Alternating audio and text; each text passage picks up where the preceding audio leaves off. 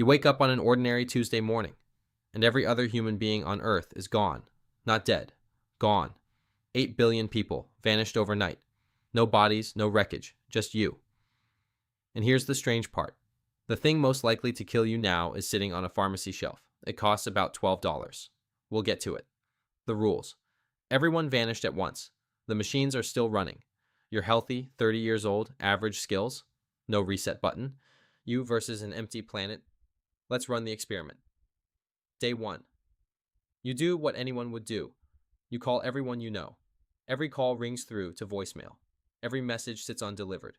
The internet still works. The servers run on autopilot. But nothing new has been posted since 6 a.m. The supermarket doors still slide open for you. The lights are on. The freezers hum. One average supermarket holds enough calories to keep a single person alive for roughly 55 years. So no, you are not going to starve. Today, the world simply pretends nothing happened. Verdict: the world still works. For now. Week 1. A power grid is not a machine you switch on and walk away from. It's a balancing act corrected by human hands every single hour, and the hands are gone. Within days, plants start tripping offline to protect themselves. The failures cascade. The nuclear plants, for the record, sense the grid failing and shut themselves down. That disaster, you're spared. City by city, the grid does what it was designed to do without people. It stops. Water pressure follows. The towers hold about 3 days of gravity. Then the taps cough and quit. One exception, hydroelectric dams half run themselves. Live near one and your lights could burn for months. And on the first truly dark night, you see something no city has seen in a century. The Milky Way, burning directly over downtown. 8 billion lights off. One sky on. Verdict: the lights last about a week. Month 1. Let's kill the obvious worry first. You will never run out of food. Canned food stays safe for decades. America alone holds billions of sealed cans. Water becomes bottles, rain barrels, and camping filters. Solved. This is not a starvation story. Now the dogs. There are roughly 500 million pet dogs on Earth. The ones left outside form packs within months. Most turn wary of you. Some don't. You want one on your side, not for protection, for your sanity. We'll get there. Then in week 5 it happens. The crowbar slips.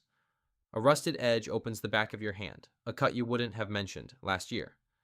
Except last year there were doctors, so you do the genuinely smart thing. You raid a pharmacy that same night, painkillers, bandages, and every antibiotic on the shelf. Verdict: food isn't the problem, your skin is. Year 1.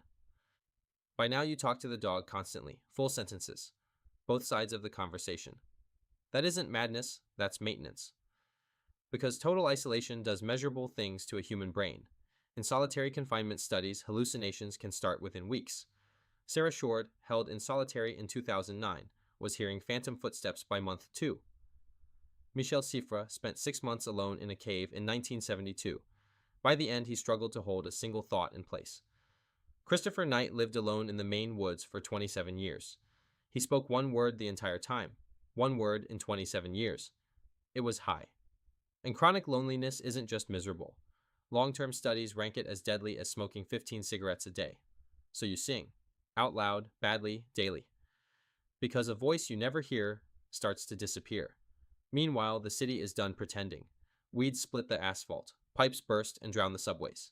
Somewhere a gas line fails, and a fire burns for days. No sirens. Nobody's coming.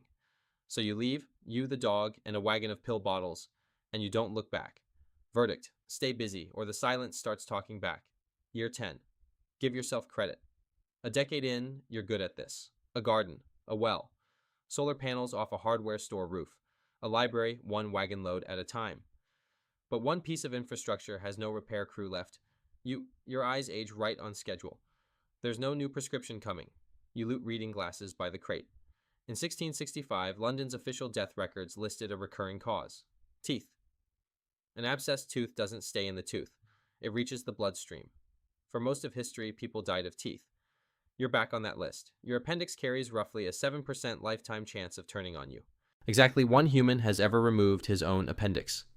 Leonid Rogozov. Antarctica, 1961.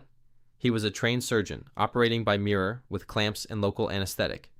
You are a person with a library book. Which brings us back to the $12 answer from the start of this video. The likeliest killer of the last human is ordinary bacterial infection. a cut, a tooth, an appendix, nearly all of it treatable with basic antibiotics, which have spent 10 years quietly losing potency in your stolen backpack. That or the simplest thing of all, a fall. Falls kill tens of thousands of people a year.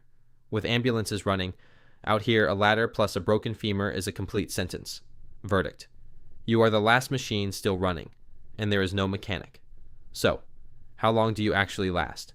The honest scoreboard. Starvation never gets you. Thirst? No. The dogs? You learned their roots years ago.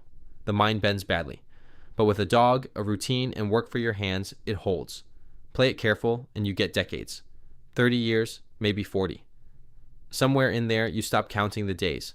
Not from despair, the number just stops mattering. And in the end, the last human dies of a scratch, or a stumble.